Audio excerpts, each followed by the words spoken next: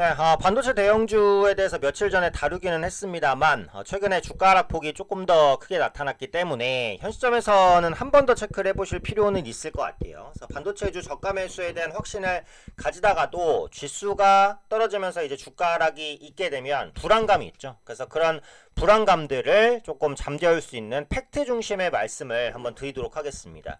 또 주식시장이라는 건 항상 이제 위기와 기회가 같이 와요. 위기가 없으면 기회도 없습니다. 그죠? 과도한 하락이 있기 때문에 저가 매수의 기회가 있는 거거든요. 그래서 지금 반도체 업종도 그런 관점에서 말씀드리도록 하겠습니다. 삼성전자 중심으로 말씀을 드릴 건데 SK하이닉스에도 뭐 해당은 되는 얘기니까 복합적으로 한번 볼게요. 사실 지금 삼성전자나 SK하이닉스에 대해서는 말씀드릴 내용들이 굉장히 많습니다만 핵심적인 내용만 간단히 한번 보겠습니다. 자, 먼저 메모리 반도체 수요 둔화에 대한 얘기가 있어요. 지금 삼성전자 주가, 하이닉스 주가를 끌어내리는 가장 원초적인 이유라고 보시면 될 것 같습니다. 자, 지금 스마트폰과 PC 수요 둔화는 사실입니다. 네, 이건 팩트예요. 그래서 스마트폰과 PC가 좀 덜 팔리면 상대적으로 메모리 반도체도 덜 팔린다. 맞죠? 네, 근데 이제 그동안 반도체주를 이끌었었던 AI 부분에 대한 수요는 견조하다라는 부분이에요.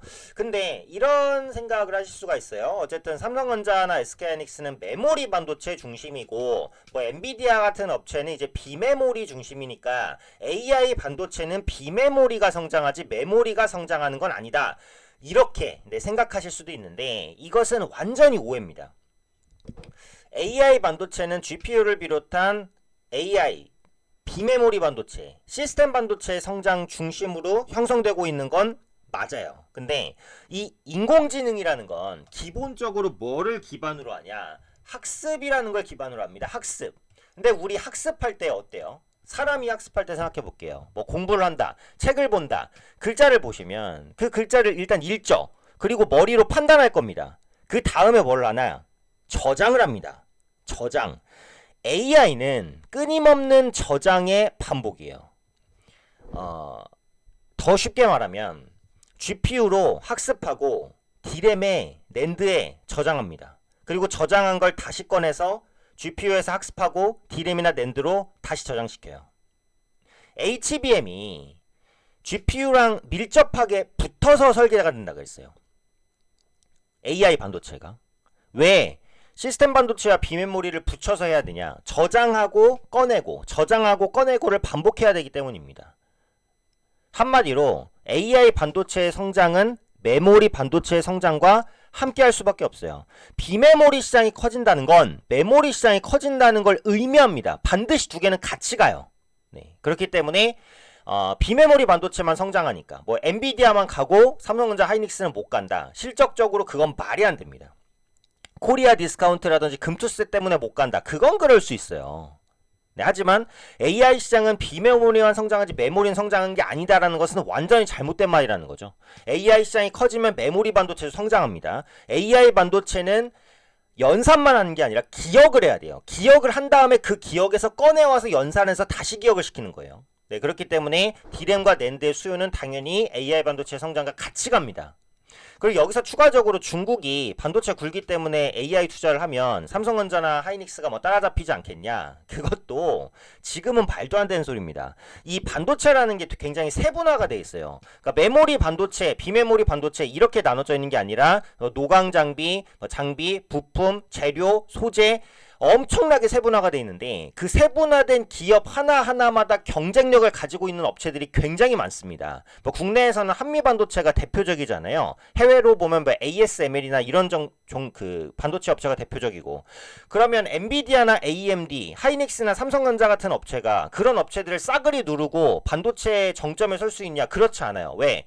반도체라는 건 아주 작은 소재 하나에도 개발 기간이 5년, 10년, 20년이 걸립니다. 제약바이오와 비슷해요. 어떻게 보면은 이 한 군데 한 군데에 집중적인 노력이 있어야 그 작은 부분 하나에서 정점에 설랑말랑 하는 건데, 중국이 아무리 돈을 많이 쏟는다고 해도 지금까지 축적됐던 메모리, 비메모리, 반도체, 장비 이런 기술들을 한 번에 따라잡을 수는 없어요.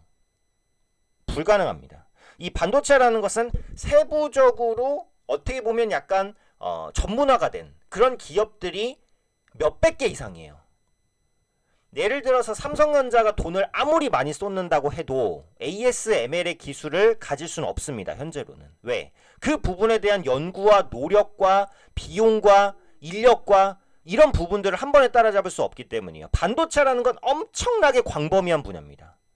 한두 개로 끝나는 게 아니에요. 메모리, 비메모리 이렇게 끝나는 게 아니에요. 그 세부적인 사항을 보면은 어마어마한 요소가 있고 그 사항 하나하나를 따라잡기 위해서는 세부적인 하나에 집중 투자해서 그걸 따라잡는다. 그건 그럴 수 있겠지만 반도체에 투자해서 반도체를 가져가겠다?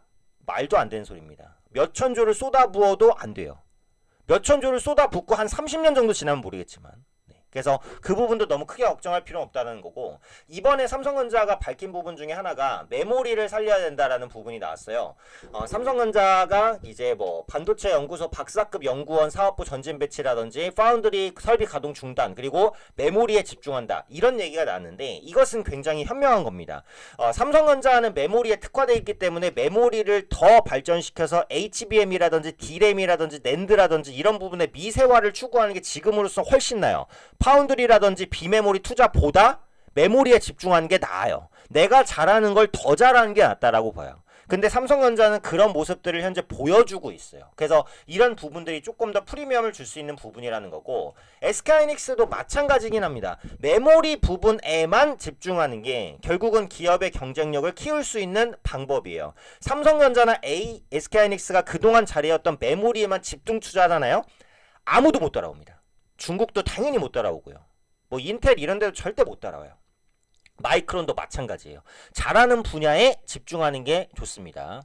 그리고 지금 역사적 PER 밴드 하단 PBR 1배에 근접한데 지금 한 1.05배에서 1.1배 사이예요. 그러니까 역사적으로 봤을 때 PBR 1배에서는 반등을 했었는데 PBR 1배로 오면 무섭습니다. 주가가 그때는 많이 빠져 있으니까. 그러니까 그런 부분들에 휘둘리지 말고 길게 보시고 분할 매수하시면은 현재 위치에서는 거의 필승에 가까워요.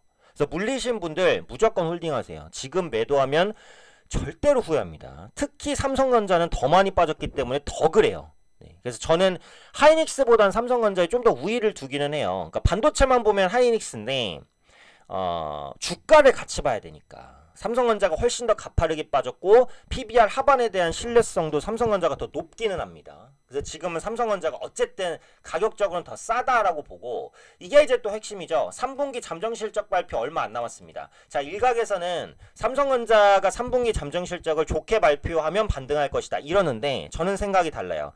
좋게 발표할 뿐만 아니라 어느 정도 좀 나쁘게 나와도 저는 반등할 것 같아요. 왜? 이게 항상 뭡니까? 불확실성 해소입니다.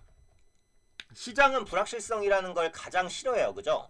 삼성전자가 어닝 서프라이즈 내고 SK하이닉스가 어닝 서프라이즈가 내고 그 다음에 주가가 꺾이는 거 많이 보셨죠? 왜? 기대감이 소멸됐으니까요. 근데 지금 삼성전자의 3분기 잠정실적은 어떻습니까? 기대예요? 우려예요? 우려예요. 우려. 컨센서스가 계속 내려가고 있어요. 그렇기 때문에 그 우려가 확인만 되면 컨센서스를 충족 못 시켜도 저는 반등할 것 같아요.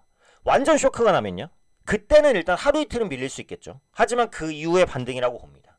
컨센서스를 상회하면요. 곧바로 반등할 수도 있다고 봅니다. 그래서 저는 삼성전자의 3분기 잠정실적 발표는 어떤 수치가 나오던 간에 일단 저점을 확인하는 이벤트가 될 것 같아요. 그래서 없으신 분들은 3분기 실적 발표 이전에는 일부라도 담아두시는 게 좀 맞지 않을까 이런 생각이고요. 끝으로 이제 재고를 한번 보면 과도하지 않습니다. 이것도 설명드리면 비메모리 반도체는 주문형이에요. 이렇게 만들어 달라고 하면은 주문을 받아서 만들기 때문에 재고를 축적하는 방식이 아닙니다. 근데 메모리 반도체, D램이라든지 낸드 같은 경우에는 그 규격이 표준화가 되어 있어요. 그래서 일단 많이 찍어 놓습니다. 많이 찍어 놓고 규모의 경제를 통해서 많이 생산하고 많이 생산할수록 단가는 낮아지니까요. 많이 생산하고 기업들이 달라고 할 때 주는 거예요. 그러니까 이 재고 문제가 굉장히 중요해요. 비메모리는 재고가 거의 없지만 메모리는 재고를 많이 보유하는 업종입니다. 규격화가 되어 있으니까 표준화가 되어 있으니까요. 근데 그 재고가 지금 많냐? 과도하지 않아요. 공급사에서도 그렇게 과도하게 갖고 있는 게 아니고 수요 측면에서도 재고를 조절하고는 있지만 과도하게 가지고 있지는 않습니다. 지금 D램이라든지 낸드 가격이 오르지 못한다고 해도 재고가 과도하지 않으면 가격은 반등할 수 있어요. 현재 D램과 낸드의 가격보다 재고 현황이 가격을 예측하는 데 더 중요한 지표입니다. 그래서 이런 부분들을 종합하게 보시면 되고, 근데 지금 이제 과도한 하락의 원인은 제가 볼 때는 오히려 이 부분이에요. 환율입니다. 환율. 이게 원달러 환율에 의해서 삼성전자나 SK하이닉스가 영업이익에 영향을 많이 받아요. 근데 원화가 좀 강세로 가고 있잖아요. 그러니까 환산 이익이 조금 부족해지죠. 오히려 이제 원화 강세가 좀 주춤해지거나 아니면 다시 환율이 달러가 강세로 간다 이러면 더 빠르게 반등 나올 것 같아요. 그래서 제가 볼 때는 지금 삼성전자의 주가는 다른 거 다 차치하고요. 일단 환율이 더 중요한 것 같아요. 환율이 강세로 간다라고 한다면 분명히 이익면에서 개선 기대감이 불 겁니다. 근데 원화가 더 강세로 간다라고 한다면 현재는 그럴 가능성이 좀 더 높긴 한데요. 원화가 강세로 간다면 반등 시점이 조금 늦춰질 수는 있겠죠. 그래서 삼성전자와 하이닉스의 티핑 포인트는 뭐 메모리 반도체에 대한 수요 부진, 낙폭과대, 외국인 매도 이런 부분보다 환율이 더 중요하지 않을까. 환율이 일단 강세로 전환되면 조금 더 강하게 반등하지 않을까. 그런데 그 부분은 약간의 변수 정도로 보여지고요. 복합적으로 봐도 지금 싼 것은 분명합니다. 분할 매수로 나가기에는 좋다고 보고요. 물리신 분들은 마이너스 10%, 20%, 30%이신 분들도 많으실 텐데 걱정하지 마시고 추가 매수할 자금이 없다면 묻어두세요. 내년에 주가 보셔도 상관없습니다. 묻어두셔도 될 것 같으니까 걱정하지 마시고요. 팩트 기준으로만 말씀을 드린 겁니다. 그렇기 때문에 지금 저렴한 것은 맞습니다. AI 반도체는 메모리 반도체와 함께 성장하는 겁니다. 절대 비메모리 단독으로 가지 않으니까요. 그 부분도 분명하게 기억해 주시면 좋을 것 같아요.